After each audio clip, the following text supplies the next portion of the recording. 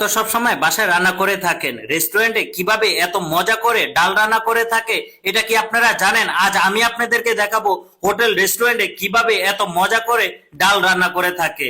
First আমার এখানে 200 গ্রামের মতো মসুর ডাল আছে, তারপরে 200 গ্রামের মতো মুগ ডাল দিয়ে দিলাম। আর মসুর ডাল মুগ ডাল আপনারা সব সময় সমান সমান দেওয়ার চেষ্টা করবেন, তাহলে ডালের টেস্টটা খুবই ভালো আসবে। আমি ডালটা ফার্স্টে ধুয়ে কিছুক্ষণের জন্য ভিজিয়ে রেখেছিলাম, আপনারাও ডালটা ধোয়ার পরে কিছুক্ষণের জন্য ভিজিয়ে রাখবেন। এখন একটা কড়াইয়ের ভিতরে নিয়ে নিলাম, ফার্স্টে দিয়ে দিলাম হাফ চামচের মতো আদা রসুন পেস্ট, এখন দিয়ে দিলাম পেঁয়াজ কুচি আর হলো টমেটো, পেস্টটা হালকা একটু বেশি দিবেন। এখন দিয়ে দিলাম স্বাদ অনুযায়ী লবণ, লবণটা আপনাদের স্বাদ অনুযায়ী আপনারা দিয়ে দিবেন। তারপরে দিয়ে দিব এলাচ দারচিনি তেজপাতা, একেবারে অল্প অল্প করে। আমার এখানে কিন্তু একটা দুইটা করে এলাচ দারচিনি তেজপাতা দিয়েছি জাস্ট ফ্লেভারের জন্য। তারপরে দিয়ে দিব সয়াবিন তেল, আমার এখানে 50 গ্রামের মতো সয়াবিন তেল দিয়ে দিলাম। তারপরে দিয়ে দিলাম 1 চামচের মতো হলুদের গুঁড়া, এখন দিয়ে দিব 1 চিমটি মরিচের গুঁড়া। তারপরে খুবই ভালো করে মিক্স করে নিব।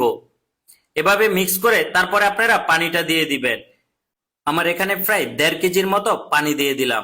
আর পানিটা ফার্স্টে আপনারা কম দেওয়ার চেষ্টা করবেন, কারণ অনেকক্ষণ জাল দিয়ে আপনারা ডালটা ফার্স্টে মাখা মাখা করে নিবেন, তারপরে আপনারা পানি দিবেন। মানে ফার্স্টে পানিটা অবশ্যই আপনারা কম দিবেন, তাহলে কিন্তু ডালের টেস্টটা খুবই ভালো আসবে।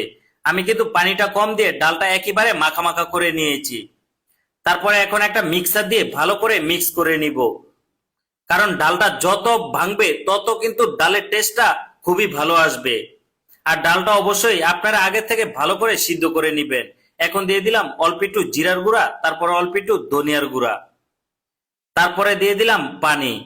আপনাদের ডালের পাতলা অনুযায়ী আপনারা পানিটা দিয়ে দিবেন। আপনারা যদি একটু ডালটা গাঢ় খেতে চান তাহলে পানিটা কম দিবেন, যদি পাতলা খেতে চান তাহলে পানিটা একটু বেশি দিবেন। পানিটা দেওয়ার পরে আপনারা অনেকক্ষণ ধরে জাল দিয়ে নিবেন ভালো করে।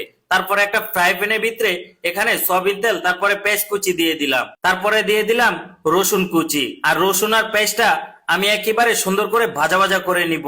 এখন দিয়ে দিলাম অল্প একটু জিরা, আর জিরাটা দিলে খুবই সুন্দর একটা ফ্লেভার চলে আসে ডালের থেকে।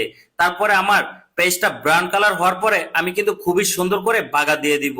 আর এভাবে করে আপনারা বাগা দিবেন। বাগা দেওয়ার সময় অবশ্যই আপনারা একটু পেঁয়াজ আর রসুনটা বাড়তি দেওয়ার চেষ্টা করবেন, তাহলে ডালের মজাটা আরো বেশি বেড়ে যাবে। এখন দিয়ে দিলাম ধনিয়া পাতা, তারপরে দিয়ে দিলাম কাঁচামরিচ।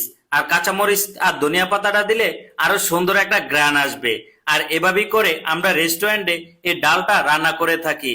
এখন থেকে আপনার বাসায়ও আপনিও খুবই সুন্দর করে রেস্টুরেন্টের অথবা হোটেলের স্টাইলে এই ডালটা রান্না করে খেতে পারবেন। আমার ভিডিওটা আপনাদের কাছে ভালো লেগে থাকলে অবশ্যই একটু লাইক কমেন্ট শেয়ার করে দিবেন।